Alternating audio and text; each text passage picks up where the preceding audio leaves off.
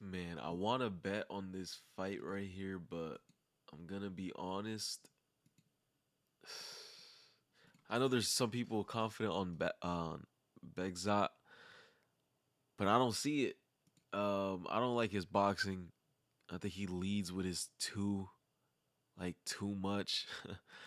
like against someone like Brad Katona, I don't think he can exploit that because I don't think he's that good of a boxer. But I'm watching this Brad Katona versus Gene Masamoto fight, and he's catching him with stuff that he's definitely gonna catch Boscott with. Um, Bezcat, Bezcat, Bekzat. I'm gonna just call him Zat. All right, Zat.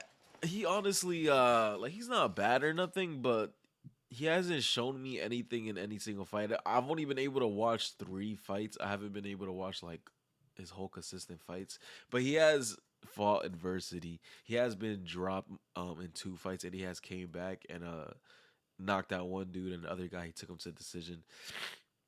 So it's not like he's not seasoned or nothing.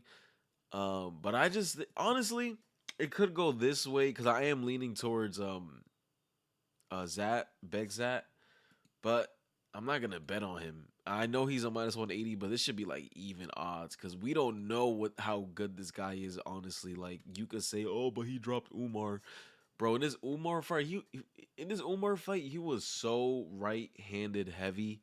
He did clip him in the first round. Obviously, the first 30 seconds he clipped him, and then he got taken down, and he literally lost that round on I think 2 judges scorecards. Like, like this dude still lost that round. He got dominated in the third round and dominated honestly in the second round too.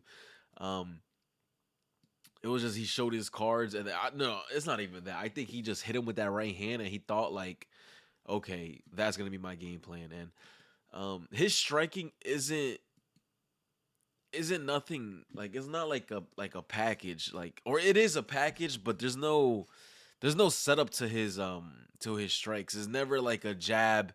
Okay, now I'm gonna fake the jab and go into a right hand. It's never nothing like that. It's not very fundamental. I'm telling you, he leads with his two sometimes with his backhand, and that's very scary, but I do like how unorthodox that is. That's why I am leaning towards him over Brad because in this Gene fight, he was getting lit up with right hands, and I think this dude Bekzat does have some legit power in that right hand. I mean, it's obvious.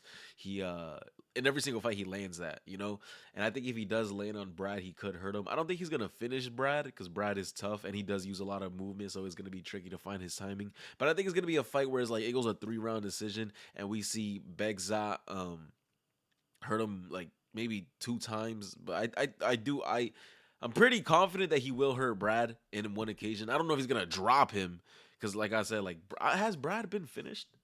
No, he's never been finished, and it's because he uses a lot of footwork. And if you don't know, footwork is the hardest thing to do in any combat sport. It doesn't matter what it is. If your feet are moving throughout the whole fight, that means you have amazing conditioning, and he is a very conditioned person. So I think it's gonna be hard for Best Cat to Begzat, god damn, bro, to finish him. But then again, his right hand is scary, bro. Like it's very scary.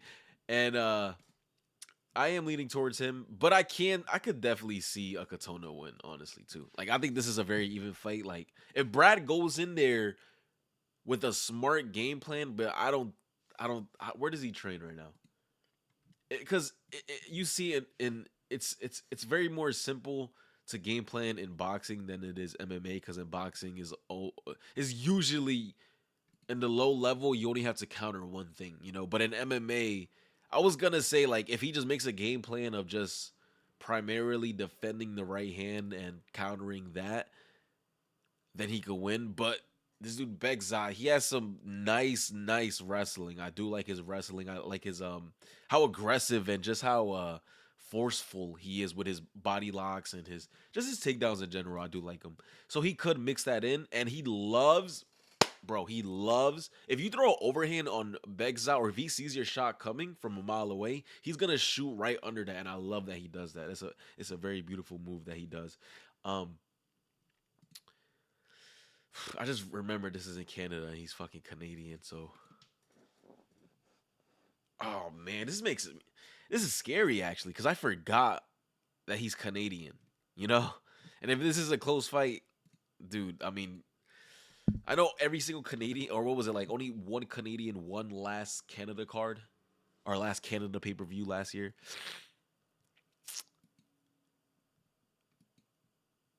This is a close fight. This is definitely a hard fight for Bekzat. Not his hardest fight ever. Obviously, that was Umar.